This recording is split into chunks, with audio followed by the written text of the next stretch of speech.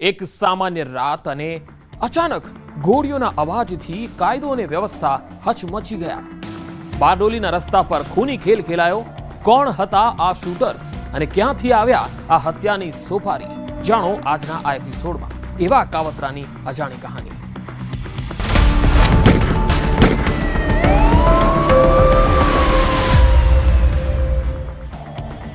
લાગે છે કે ગુજરાતમાં ગુનેગારો બેફામ બની ગયા છે. બારડોલીમાં ફરી એકવાર કાયદાના ડરને ભૂલી રચાયું કાવતરું અને સરેઆમ વિધવામાં આવી ગોળીઓ. શું આ અદાવત હતી કે પછી બીજું કંઈ? આખી વારદાતની લિંક બારડોલીથી ઓરિસ્સા કેવી રીતે પહોંચી, જોઈએ.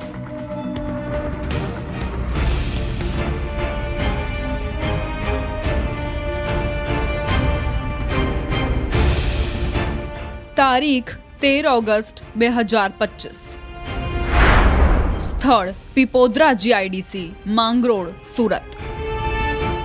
જમીન પર પડેલું GJ19 BN 7291 નંબરનું ટુ વ્હીલર અને તેની પાસે નજીકમાં જમીન પર ચોકથી કરેલું સર્કલ, તો બીજી તરફ ક્રમબદ્ધ ઊભી રહેલી પોલીસની જીપ.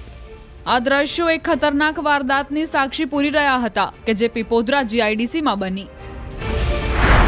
વેપારી પર 3 રાઉન્ડ ફાયરિંગ, એ પણ ખુલ્લેઆમ. આ શબ્દો સાંભળી યુપી બિહારમાં વધેલા ક્રાઇમની યાદ આવી જાય, પરંતુ છાશવારે સુરત બારડોલીમાં બનતી ક્રાઇમની ઘટનાઓએ સતત શહેરને ગુનાની દુનિયામાં ચમકતું રાખ્યું છે. આ વખતે માંગરોળના પીપોદરા જીઆઈડીસીમાં રાતના 9 વાગ્યાની આસપાસ લોકોની વચ્ચે એવી ઘટના ઘટી કે નાસભાગ મચી ગઈ. કાપડના વેપારી ઉગ્રપ્રસાદ નંદકિશોર શાહુ પર ફાયરિંગ થયું અને પેટના ભાગે 2 રાઉન્ડ ગોળી વાગતા તે ત્યાં જ લોહીથી લથપથ હાલતમાં ફસડાઈ પડ્યો કે હુમલાખોરો તુરંત તેજ રફતારે બાઇક લઈ છૂમંતર થઈ ગયા. આ તરફ પોલીસને જાણ કરાઈ કે તાત્કાલિક કાફલો દોડતો આવ્યો અને ઘટના સ્થળે પહોંચીને ઉગ્રપ્રસાદને હોસ્પિટલ સારવાર માટે ખસેડ્યો. પોલીસે સ્થળ પર પંચનામું કરી હુમલાખોરો વિશે માહિતીઓ એકઠી કરવાનું શરૂ કર્યું. પોલીસે સ્થળની આસપાસ લાગેલા સીસીટીવી કેમેરા ચકાસવાનું શરૂ કર્યું, તો સાથોસાથ પ્રત્યક્ષદર્શીઓની પણ પૂછપરછ શરૂ કરી. આરોપીઓને પકડવા માટે એલસીબી, એસઓજી અને પેરોલ ફરલો સ્કોડની ટીમ એક્ટિવ કરતા પગેરું મળ્યું એક વ્યક્તિનું. એલસીબી, એસઓજી, પેરોલ ફલો તથા સ્થાનિક કોસંબાની ટીમે હ્યુમન ઇન્ટેલિજન્સ તથા ટેक्निकल सर्वेलेंस द्वारा 2 आरोपी की धरपकड़ કરવામાં આવેલી છે. तुम्हारा नाम क्या है? अमित सिंह. अमित सिंह, तू जीवन प्रधान को पहचानता है? हाँ सर. અમિત સિંહ ત્રિભુવન સિંહ અને તેની બાજુમાં ઉભેલો દેબાશીષ બનમાલી નાહક. આ બંનેને પોલીસે છેક ઓરિસ્સાથી દબોચી લીધા, જેઓ પોલીસના એક સવાલોનો જવાબ આપતા જોવા મળ્યા. પોલીસે જ્યારે ટેકનિકલ સર્વેલન્સની ટીમને કામે લગાડી તો તેઓ માટે ચોક્કસ દિશામાં વર્કઆઉટ શરૂ કર્યું અને ગુનાવાળી જગ્યાની આસપાસના વિસ્તારમાં સઘન ટેકનિકલ વર્કઆઉટ કરતા મુખ્ય આરોપી સાથે સતત મોબાઈલ સંપર્ક ધરાવતા શકમંદની જાણ થઈ અને તે લોકલ વિસ્તારનો અમિત સિંહ હોવાનું જાણવા મળ્યું કે જેને પકડી પાડી તેની પૂછપરછ કરતા તેણે ગુનાની કબૂલાત કરી લીધી અને તેના આધારે બીજો આરોપી પણ હાથ લાગી ગયો. વેપારી ઉગ્રપ્રસાદના 2 દુશ્મનો, રાજકીય અદાવતમાં જીવલેણ હુમલો. વેપારી ઉગ્રપ્રસાદ અને આરોપીઓ મૂળ ઓરિસ્સાના રહેવાસી છે અને ત્યાં બિરેન્દ્ર ભાસ્કર ખટાઈ, જીવન રમેશ પ્રધાન નામના વ્યક્તિઓ સાથે રાજકીય અદાવત ચાલતી હતી, જેથી બંને આરોપીઓએ ભેગા મળી ઉગ્રપ્રસાદને મોતને ઘાટ ઉતારવા કાવતરું ઘડ્યું, જેમાં બિરેન્દ્રના ભત્રીજા શૈલેષ ઉર્ફે ચિંટુ ખટાઈ, શિવાજી સૌરા ખટાઈ નામના વ્યક્તિઓની મદદ લેવાઈ અને તેઓને ઓરિસ્સાથી ગેરકાયદે હથિયાર સાથે વેપારીની હત્યા માટે મોકલ્યા. કે ભોગ બનનારની વોચ કરી અને એનું લોકેશન ફાયરિંગ કરનારને આપેલ તથા અન્ય ઈસમ જે દેબાશીષની ધરપકડ કરેલ છે તેને આરોપીને છુપાવવામાં મદદ કરેલી તથા તેનું હથિયાર પણ છુપાવી રાખેલું અને એના કપડાં પણ રાખી લીધેલા. એની પણ મોટા બોરસરા ખાતેથી ધરપકડ કરવામાં આવેલી છે. અમિતે કરી વેપારી ઉગ્રપ્રસાદની રેકી. પોલીસના દાવા મુજબ આરોપી અમિત ઈજાગ્રસ્ત વેપારી ઉગ્રપ્રસાદને સારી રીતે ઓળખતો હોવાથી તેની સતત રેકી કરી હતી અને વોચમાં રહી લોકેશન આપતો હતો, જેના આધારે ઓરિસ્સાથી હત્યા કરવા આવેલા બંનેએ વેપારીનો બાઇક પર પીછો કર્યો અને તક મળતા જ 3 રાઉન્ડ ફાયરિંગ કરી ખૂન કરવાની કોશિશ કરી હતી અને ગુનો આચર્યા બાદ દેબાશીષ નાહકના રૂમ પર હથિયાર છુપાવી ઓરિસ્સા પરત નાસી ગયા હતા. આ હત્યા કરાવવા માટે જે વિરેન્દ્ર ખટાઈ જેઓ ઓરિસ્સાના છે, તેમજ જીવન પ્રધાન તથા ફાયરિંગ કરનાર આવનાર 2 અજાણ્યા ઈસમો જેઓના નામ શિબાજીત તથા શૈલેષ છે, તેઓ પણ ઓરિસ્સાના વતની છે. તેઓ હાલ નાસ્તા ફરતા છે. પોલીસે આરોપીના રૂમ પર દરોડો પાડી દેવાશીષને હથિયાર સાથે ઝડપી પાડ્યો હતો. તો આ તરફ એ પણ જાણવા મળ્યું કે બંને ઝડપાયેલા આરોપીઓ વોન્ટેડ આરોપીઓની સાથે સંપર્કમાં રહી પોલીસની તથા ઈજાગ્રસ્તની સ્થિતિ બાબતે સતત માહિતીઓ આપતા હતા. આ તરફ પોલીસે હત્યા કરવા આરોપી મોકલનારા 2 વ્યક્તિઓમાં વિરેન્દ્ર ભાસ્કર ખટાઈ અને જીવન રમેશ પ્રધાન સહિત હત્યા કરવા ફાયરિંગ કરનારા 2 લોકોમાં શિવાજી ખટાઈ અને શૈલેષ ઉર્ફે ચિંટુ ખટાઈને વોન્ટેડ જાહેર કર્યા છે. જ્યારે વોચ કરી લોકેશન આપનાર અમિતસિંહ અને ફાયરિંગ કરનારને આશરો આપી હથિયાર છુપાવવામાં મદદ કરનાર દેવાશીષને તો પકડી પાડ્યા છે અને જેલ ભેગા કરી દીધા છે. ત્યારે ઓરિસ્સામાં ચાલતી રાજકીય અદાવત છેક બારડોલી સુધી પહોંચી અને પીપોદરા જીઆઈડીસીમાં તેને અંજામ આપવામાં આવ્યો. પરંતુ નસીબ જોગે વેપારી હાલ સારવાર હેઠળ છે અને ગણતરીના દિવસમાં જ ટેકનિકલ સર્વેલન્સના મારફતે ફક્ત એ 2 લોકો હાથ લાગ્યા કે જે આ વારદાતમાં સામેલ હતા. પોલીસે હત્યાની સોપારી આપનારા 2 લોકો અને હત્યા કરવા આવનારા 2 લોકોને વોન્ટેડ જાહેર કરી પકડવા માટે તજવીજ હાથ ધરી છે. બારડોલીથી કેતન પટેલ, ન્યૂઝ 18 ગુજરાતી. એક ચોક્કસ ઇનપુટ અને તાત્કાલિક એક્શન. અમદાવાદમાં ક્રાઇમ બ્રાન્ચની ટીમે એવા 4 વિદેશીઓને દબોચી લીધા કે જેઓના મનસૂબા કંઈક અલગ જ હોવાની શંકા છે. કૂટનીતિથી ભારતમાં ઘૂસ્યા, શહેરની મસ્જિદોમાં ફર્યા, ફંડ એકત્ર કર્યું. પણ આ બધું શા માટે? શું હતું આ વિદેશીઓનું અસલી કાવતરું? જોઈએ.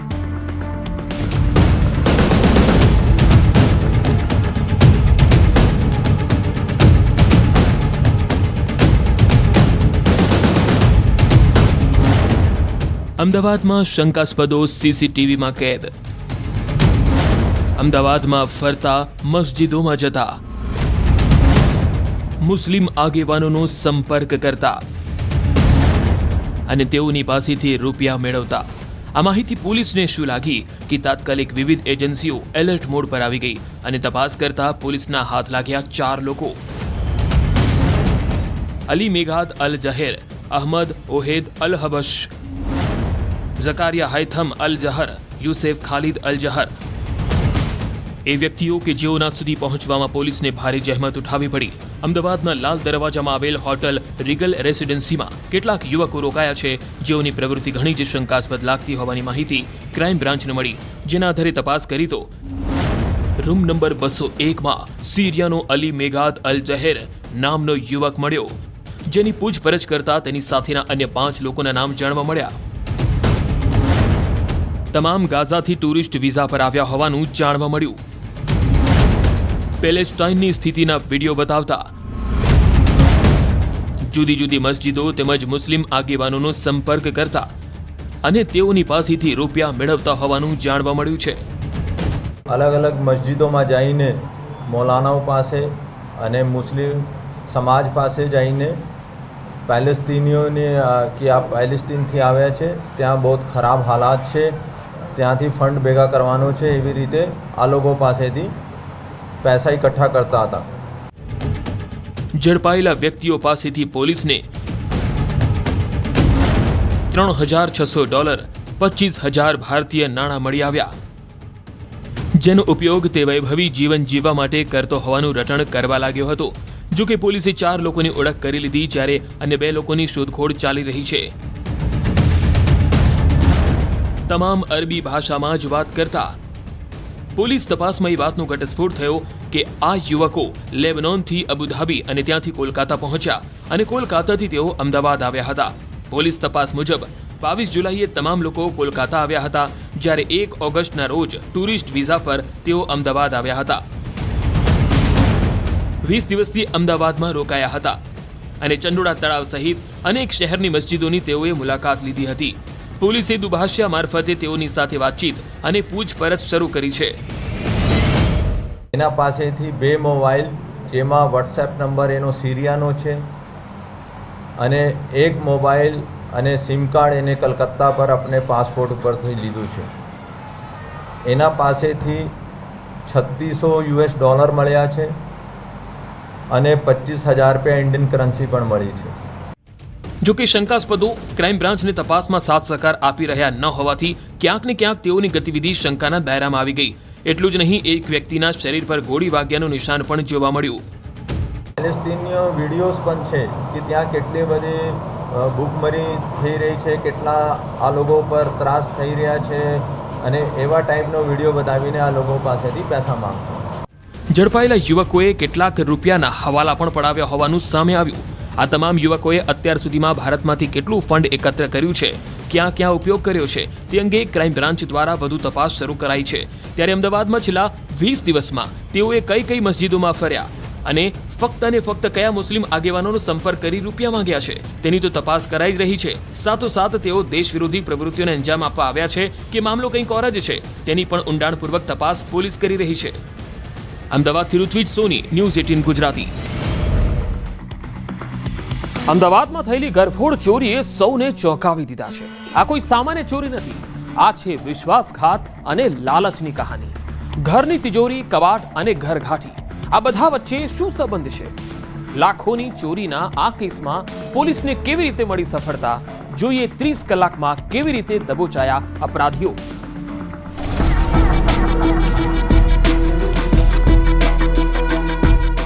આ એ વ્યક્તિ છે કે જેઓને કલ્પના નહોતી કે તેઓ મુંબઈ જશે અને તેમના ઘરમાં ખાતર પડશે.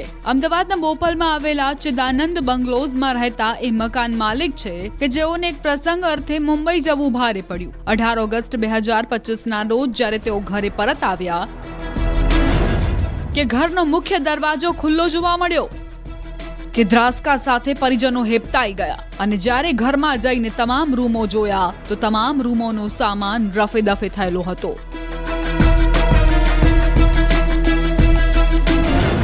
કબાટ અને તિજોરીઓ તૂટેલી હાલતમાં જોવા મળ્યા અને સોના ચાંદીના દાગીના ઉપરાંત 5 લાખ રોકડાની ચોરી થઈ હોવાનું જોયું કે તાબડતોબ પોલીસને જાણ કરાઈ તો પોલીસની વિવિધ ટીમોનો કાફલો સ્થળ પર આવી ચડ્યો હતો અને તપાસ કરતા 16.92 લાખની ચોરી થયાની ફરિયાદ દાખલ કરાવાઈ. પોલીસે ટેકનિકલ સર્વેલન્સ, હ્યુમન સોર્સ ઉપરાંત ફિંગરપ્રિન્ટ નિષ્ણાંતો, ડોગ સ્ક્વોડ સહિતની ટીમોને કામે લગાડી. 20 કર્મચારીઓની ટીમ રાઉન્ડ ધ ક્લોક કામ કરવા લાગી.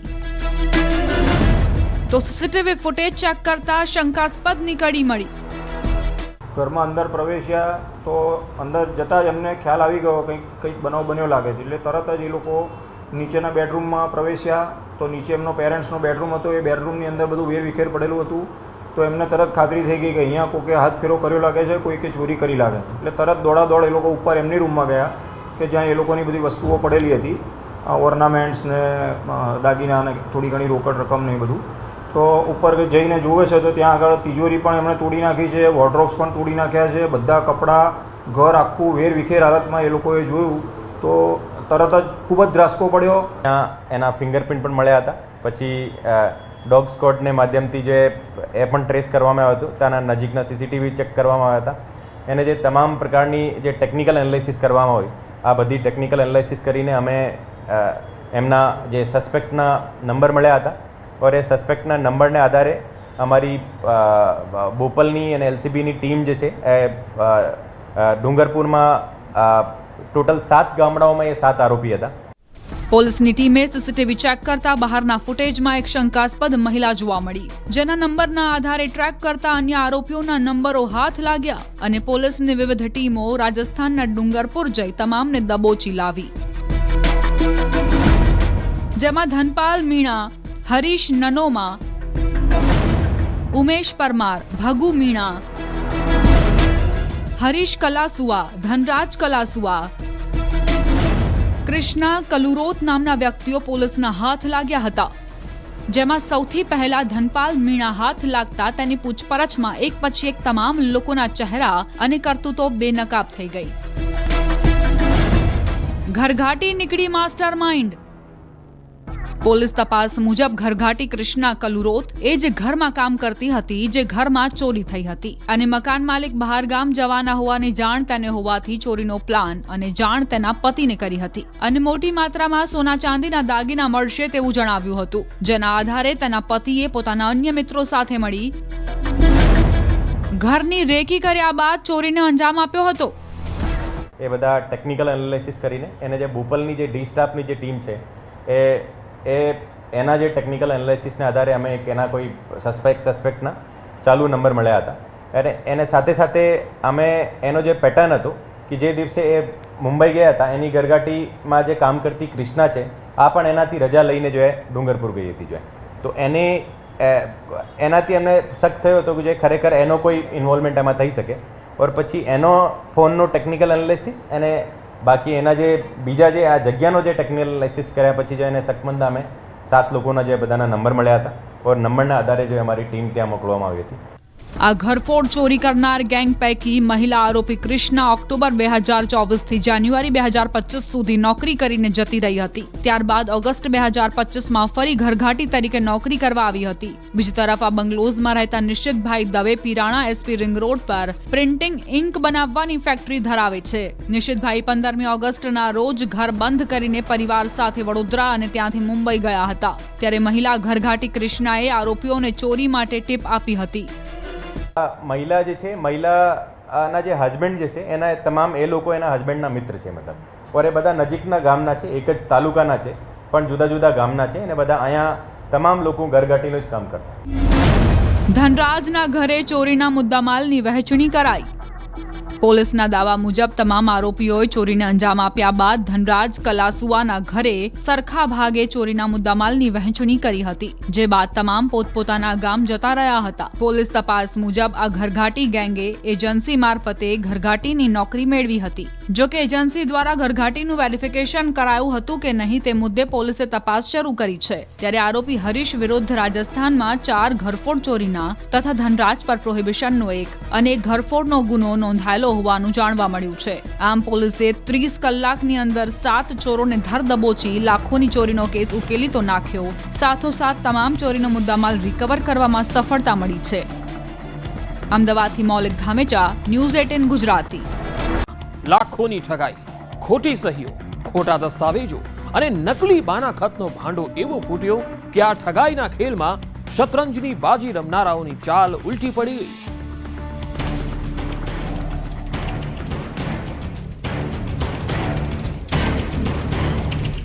અમદાવાદનું નરોડા પોલીસ સ્ટેશન કે જ્યાં એવા આરોપીઓને દબોચી લેવામાં આવ્યા કે જેઓએ લાખો રૂપિયા માટે એક ખેડૂતને ચૂનો લગાવી દીધો.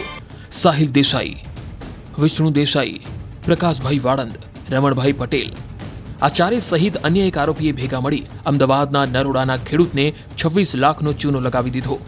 નરોડાની શિવદર્શન સોસાયટીમાં વિષ્ણુ પ્રજાપતિ ખેતી કરી પોતાનું ગુજરાન ચલાવે છે અને 1.5 વર્ષ પહેલા જમીન ખરીદવી હોવાથી તેના મિત્ર બિપિને અરવલ્લીના બાયડમાં આવેલા આંબલિયારા સીમની જમીન બતાવી. જે જમીન પ્રકાશ વાળંદ અને તેના પરિવારજનોના નામે હતી.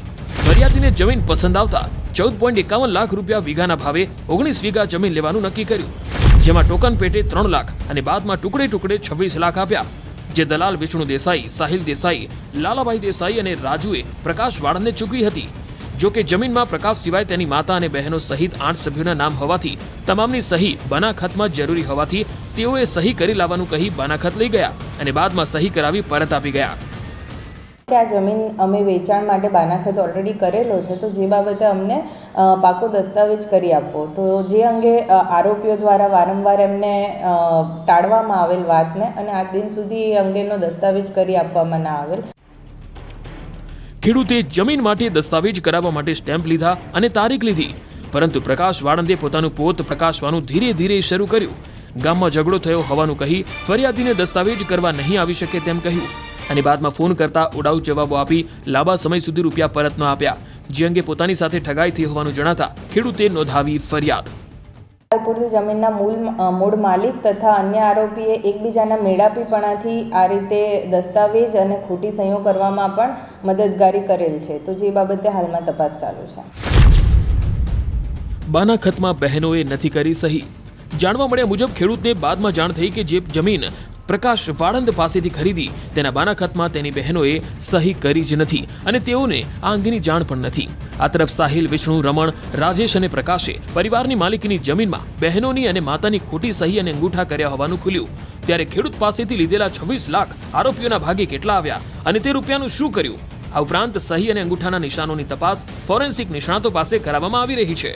આમ 19 વીઘા જમીનના નામે 26 લાખ લઈ બાનાખત ન કરી આપનારા ઠગબાજો હવે ગિરફ્તમાં આવી ગયા છે અને તેઓની વિરુદ્ધ કાયદેસરની કાર્યવાહી કરવામાં આવી રહી છે. Bureau report, news 18 Gujarati.